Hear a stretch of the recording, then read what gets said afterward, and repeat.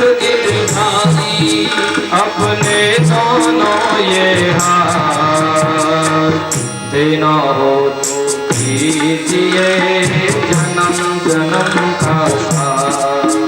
प्रभु देना हो तो दीजिए जन्म जन्म का साथ। प्रभु देना हो तो दीजिए जन्म जन्म का साथ। प्रभु देना हो तो दीजिए जन्म जन्म का साथ।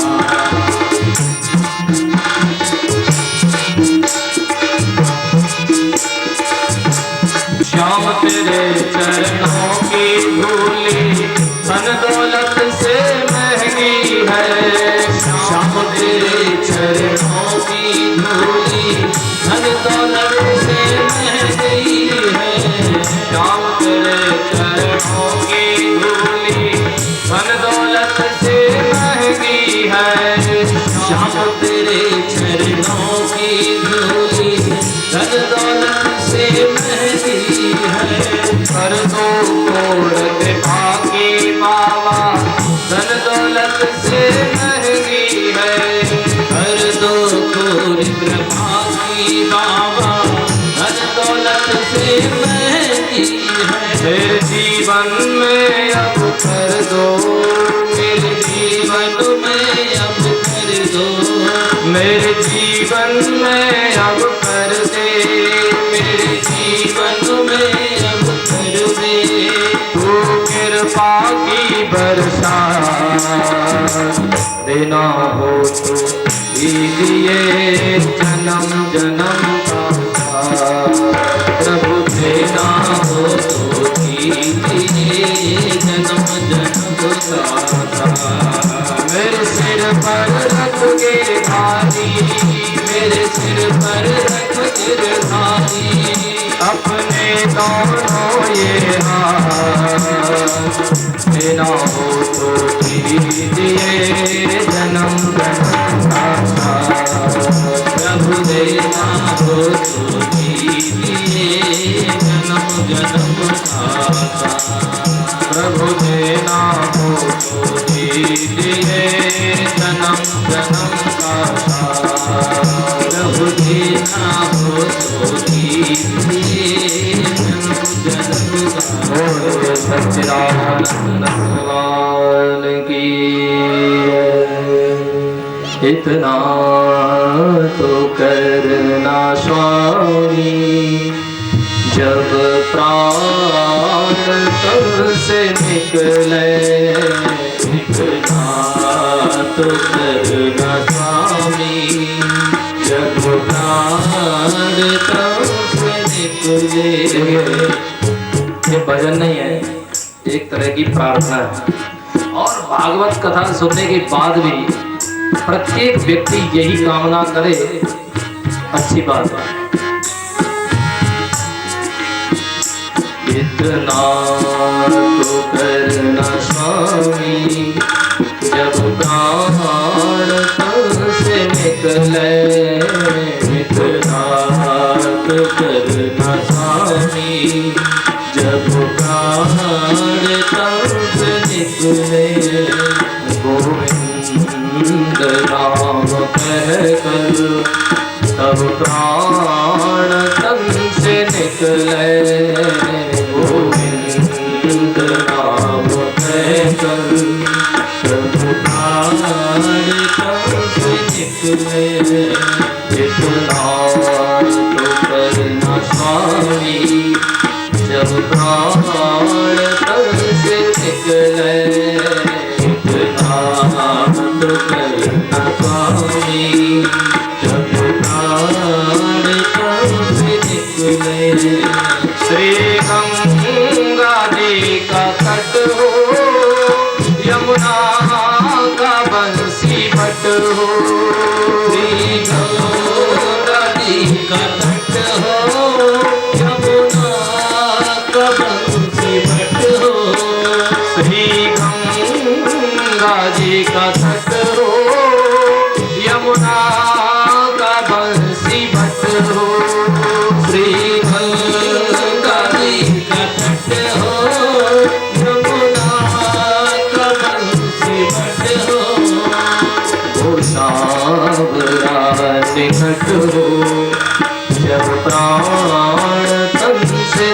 निकले वो सांवला निकट हो जब प्राण तन से निकले इतना तो करना स्वामी जब प्राण तन से निकले इतना तो करना स्वामी जब प्राण तन से निकले इतना तो करना स्वामी। पितामह भीष्म के शरीर से एक दिव्य ज्योति निकली और भगवान श्री कृष्ण के दिव्य शरीर में समा गई। आगे जो प्रसंग चल रहा था, दुर्योधन तो मर चुका। अर्जुन जी भगवान के परम धाम की सूचना लेकर जब भैया युधिष्ठिर के पास आए, युधिष्ठिर जी ने कहा, अर्जुन जब श्री कृष्ण इस दुनिया में नहीं रहे तो अब हम भी इस दुनिया में नहीं रहे। ये है भक्ति।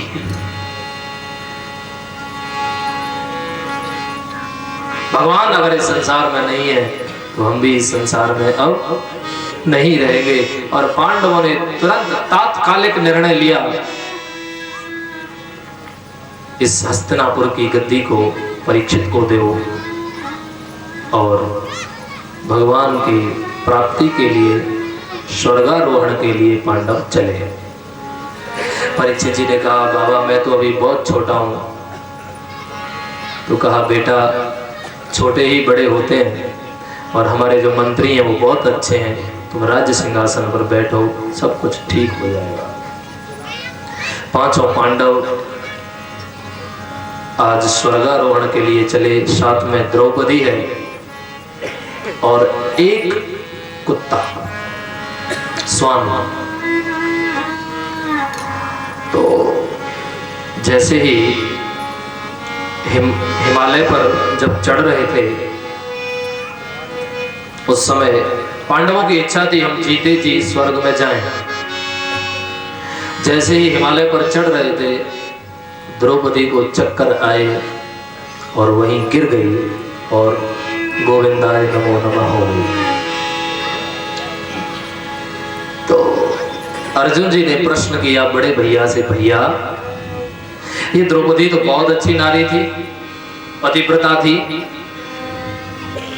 फिर ये हमारे साथ स्वर्ग क्यों नहीं जा सकी? युधिष्ठिर जी ने कहा, अर्जुन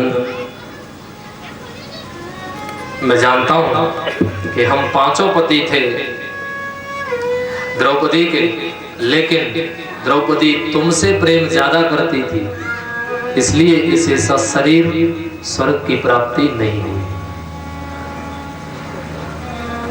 थोड़े आगे चले, सहदेव भी चक्कर खाकर गिर पड़े। फिर प्रश्न किया अर्जुन जी ने, भैया इनको क्या हुआ? बोले, भैया ये जो गणित होता है ना, गणित उस विषय के इतने बड़े विद्वान थे कि सबको हराते थे और इनको बड़ा अभिमान था। किसी भी विद्या का अभिमान होना हमारा पतन का कारण हो सकता है, इसलिए इनको यहाँ पर मरना पड़ा, सशरीर नहीं जा सकेंगे। थोड़ी देर बाद देखा नकुल जी भी हिलने लग गए और धड़ाम से गिर के वो भी गोविंदाय नमो नमः। भैया इनकी क्या बात है ये बताओ? बोले, ये घुड़सवारी इतनी तेज करते थे, जब घोड़े पर बैठ जाए ना, कोई दूल्हा घोड़े पर बैठ जाए ना तो ये समझता है कि सारी दुनिया का मालिक मैं हूं, पर आकड़ के बैठता है। ये भी घुड़सवारी बहुत अच्छी, इसीलिए हमने घोड़े के लिए मना कर दिया था, यहाँ पे आपको पता है। अरे भैया वैसे यहाँ खरंजा चल रहा था, कहीं बेचारा घोड़ा गड़बड़ा जाए और पता लगे कि पंडित जी, और उसके और भी कारण है उसके। देखो, एक तो सबसे बड़ा कारण हमारे दिमाग में जो आया था वो ये है कि हमारे जो ब्रज की परंपरा है वो ऐसी नहीं है। जीव के ऊपर सवारी करना भागवत के अनुकूल नहीं है। बाकी हम ये गारंटी से कह सकते हैं, अगर कोई हमसे बोलने आए तो हम उसको भी कह सकते हैं, क्योंकि जिस समय कथा आएगी आगे चलकर जड़ भरत की जो पालकी में लगाए गए थे, उस समय से विस्तार से लेंगे इस विषय को। इसलिए नकुल को भी यही शरीर छोड़ना पड़ा। थोड़े आगे चले तो भैया भी मिलने लग गए। भी मिलने लगे तो अर्जुन जी ने फिर पूछा, भैया ये भी चले? बोले गए। क्यों गए? बोले इसलिए गए कि इन्होंने संसार का अन्न बहुत बिगाड़ा। देखो, सारे पांडवों के लिए भोजन एक तरफ और अकेले भीम के लिए भोजन एक तरफ। आधे के मालिक होते थे, होना चाहिए था 1/6 हिस्से का भाग, और ये 1/2 हिस्सा करके और आधा ले लेते। कहते हैं जो दूसरों के भाग्य का खाता है ना, वो अच्छा आदमी नहीं है। इसलिए भीम को भी यही रहना पड़ा। थोड़ी आगे चले तो अर्जुन भी कांपने लगे, हिलने लगे और गिरने की बारी। भैया मैं भी चला, मेरे अंदर क्या दोष था? अरे बोले अर्जुन, तुम्हारे अंदर तो अब तक दोष रहा। तुम समझते थे कि मैंने महाभारत को जीता है, तुम्हारे अंदर ये अभिमान रहा अब तक। महाभारत को जिताने वाले तो श्री कृष्ण थे, तुम्हारे अंदर व्यर्थ का अभिमान पड़ा था, इसलिए तुम्हें यही रहना पड़ेगा।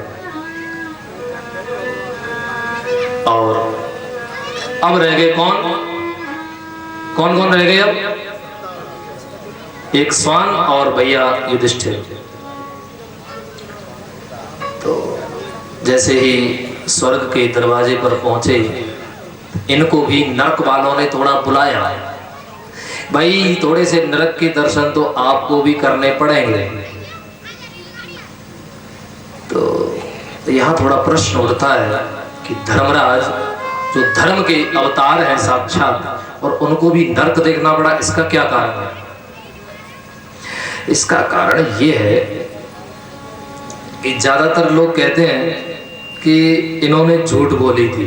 जिस समय द्रोणाचार्य जी ने संकल्प लिया था कि अश्वत्थामा जिस दिन मारा जाएगा उस दिन मैं शस्त्र त्याग कर दूंगा और मैं मर जाऊंगा, और ये खबर स्वयं युधिष्ठिर अगर दें तो बात बन सकती है। भगवान श्री कृष्ण ने सोचा कि अश्वत्थामा नाम का एक हाथी है, उसको मरवा दिया जाए और हल्ला मचवा दिया जाए कि अश्वत्थामा मारा गया, तो द्रोणाचार्य शायद शस्त्र छोड़ देंगे। हाथी को मरवाया गया, लेकिन द्रोणाचार्य ने सच नहीं माना। बोले अगर युधिष्ठिर बोल दे तो मैं मान जाऊंगा, क्योंकि युधिष्ठिर ने कभी खेल खेल में भी झूठ नहीं बोली। भगवान बोले भैया बड़े भाई साहब, अब आप अगर थोड़ा सा बोल दें तो कुछ बात बन सकती है। भैया बोले तुम्हारे महाभारत में लगे आग, मैं झूठ नहीं बोलने वाला।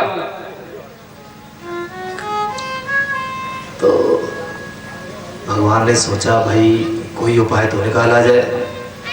तो भगवान ने कहा भैया ऐसा है ना, एक अश्वत्थामा नाम का हाथी है, वो मारा गया है, आपको ये बोलना है कि अश्वत्थामा मारा गया, बस बोल दो।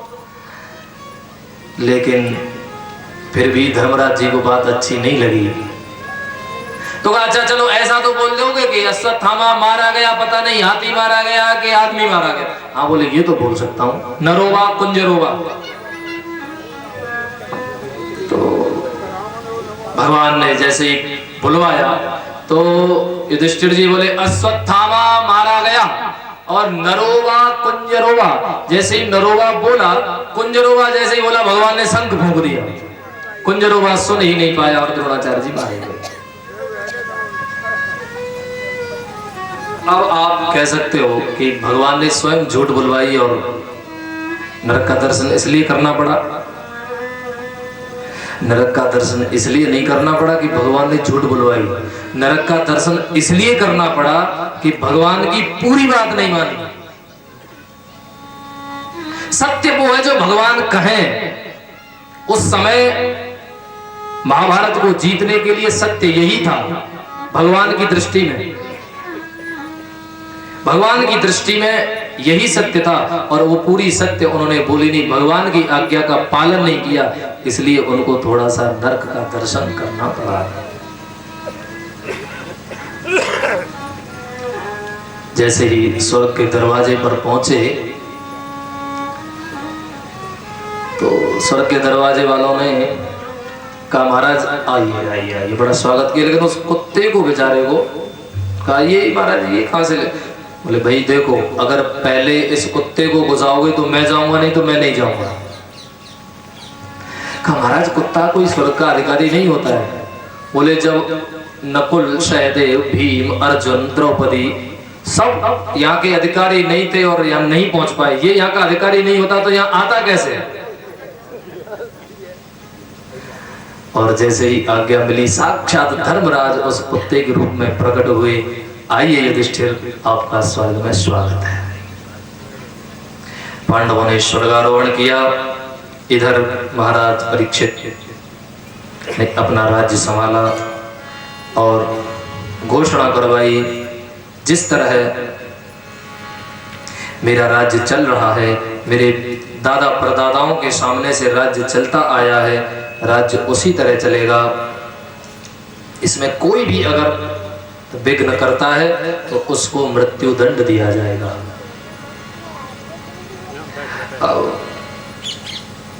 लोग कहते हैं कि परीक्षित जी शिकार करने गए, लेकिन भाई परीक्षित जैसे महापुरुष के लिए शिकारी शब्द प्रयोग करना अच्छी बात नहीं है। परीक्षित जी जंगल इसलिए गए कि अपने उस राज्य को देखना चाहते थे कि जंगलों में जो महात्मा भजन कर रहे हैं क्या उनकी व्यवस्था ठीक ठाक है कि नहीं, ये देखने गए थे। जंगल में घूम रहे थे, देखा एक गाय और एक बैल को। गाय अपनी पीड़ा उस बैल को सुना रही है और बैल अपनी पीड़ा उस गाय को सुना रहा है। उस बैल के 3 पैर कट चुके हैं। इस एक काला काला सा पुरुष उस बैल के पैरों को काट रहा है और फरसा लेकर उस चौथे पैर को भी काटने वाला है। एक पैर सिर्फ उस बैल रूपी धर्म का बचा है।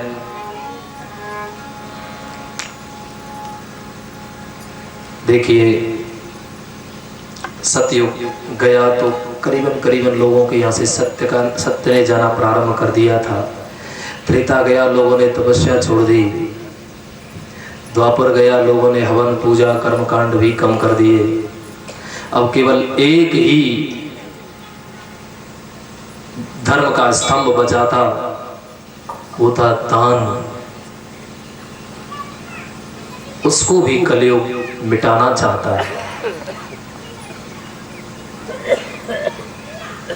आज जैसे ही उस काले पुरुष को परीक्षित जी ने देखा, उसके ऊपर लेकर धनुष बाण दौड़े और आगे आगे कलयुग और पीछे पीछे परीक्षित।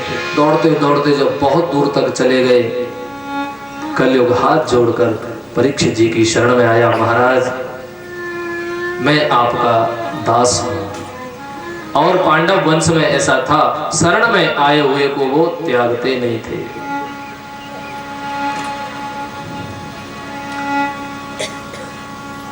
परीक्षित जी ने कहा कि तुम मेरे राज्य से निकल जाओ, बस मैं ये चाहता हूं, कलयुग का मेरे राज्य में प्रवेश नहीं होना चाहिए। कलयुग ने कहा महाराज आप तो चक्रवर्ती सम्राट हैं, आपका पूरी पृथ्वी पर राज्य है, आखिर मैं जाऊं तो जाऊं कहां?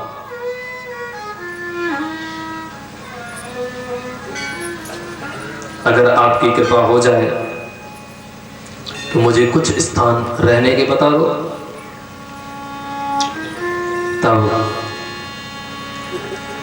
परीक्षित जी ने कलयुग को कुछ रहने के स्थान बताए।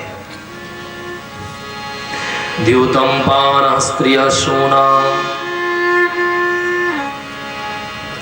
सबसे पहला कलयुग का रहने का साक्षात स्थान है जहां जुआ खेला जाता हो। सबसे पहला स्थान। अच्छा, जुए को सबसे पहले प्रधानता क्यों दी गई पता है आपको? व्यक्ति जुआ खेलता है ना तो पैसा हार जाता है, पैसा हार जाता है तो फिर गम हो जाती है, और गम हो जाती है तो गम को मिटाने के लिए मुझे पीने का शौक नहीं, पीता हूँ गम भुलाने को।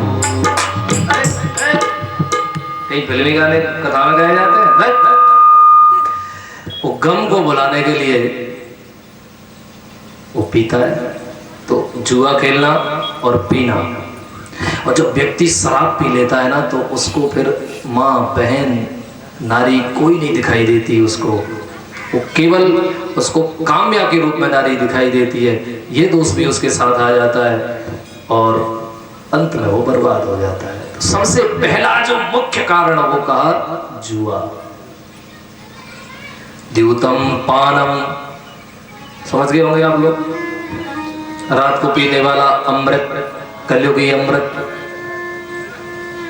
श्रेयः वैश्यालय सुनाम, जहां बेचारे निर्जीव निर्दय जो बेचारे दया के पात्र हैं, छोटे छोटे जीव, ऐसे लोगों की जहां हिंसा होती है वहां कलयुग साक्षात विराजमान रहता है।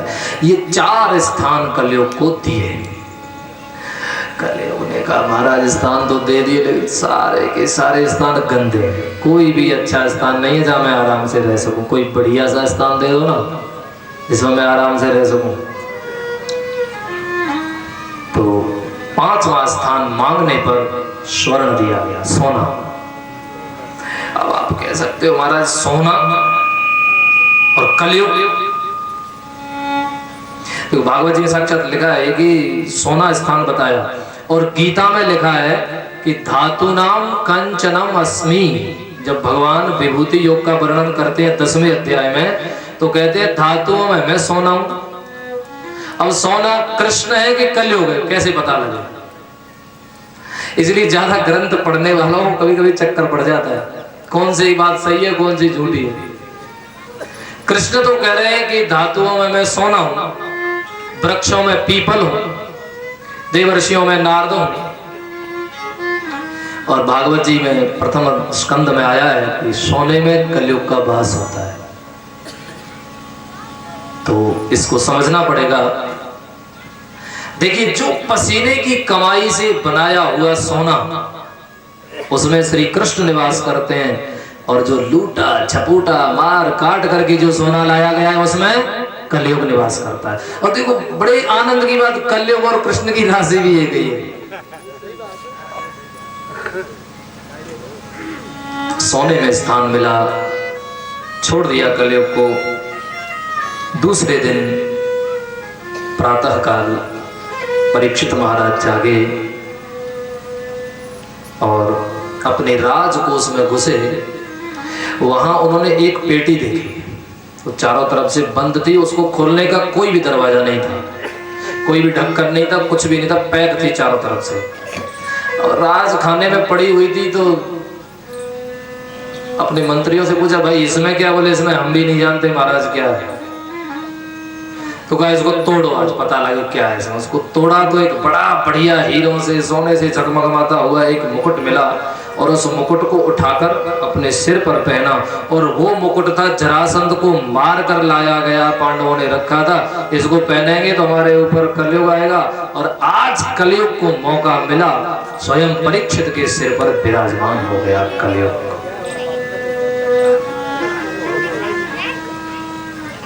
जैसे ही परीक्षित ने उस जरासंध नामक दुष्ट राजा का मुकुट पहना,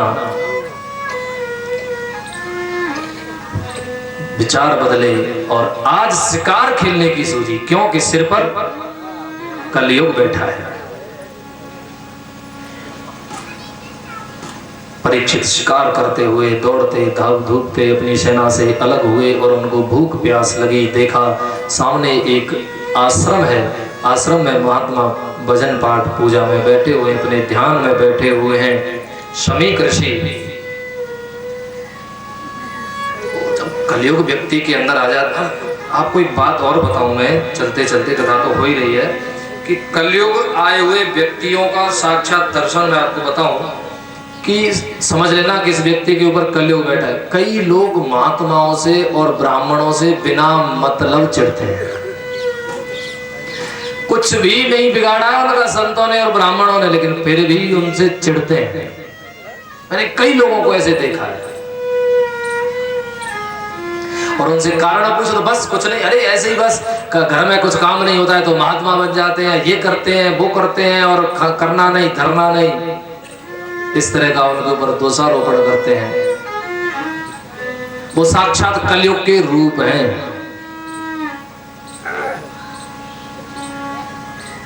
आज परीक्षित के ऊपर जैसे ही कलयुग सवार हुआ, शमीक ऋषि को देखकर बोला, ओ हो वाह वाह ढोंगी बाबा, मुझे देखकर समाधि में बैठ गया। अभी बताता हूँ, वह मरा हुआ सांप पड़ा था, उठाकर बाण से उसके गले में डाला ऋषि के, और वहां से चलता बना। ऋषि जागे अपनी समाधि से,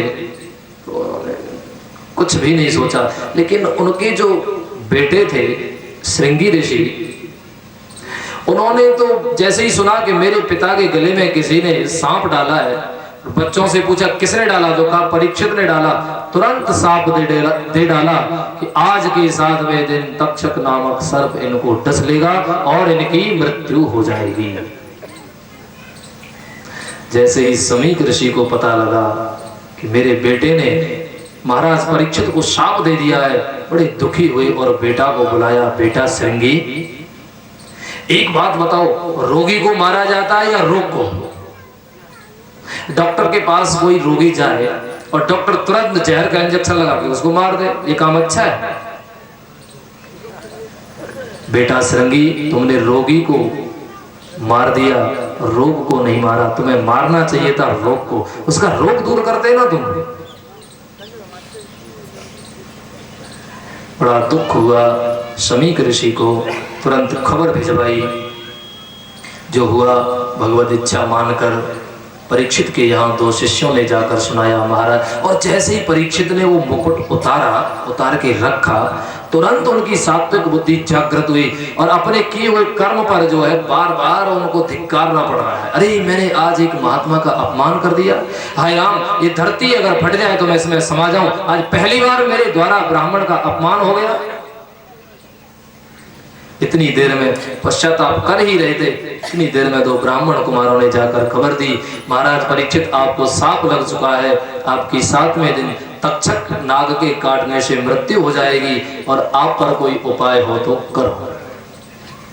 अब आप लोगों को लग रहा होगा कि परीक्षित को 7 दिन का सांप लगा है। जरा आप लोग मुझे कोई बताएंगे कि 8वां दिन किसी की मृत्यु है?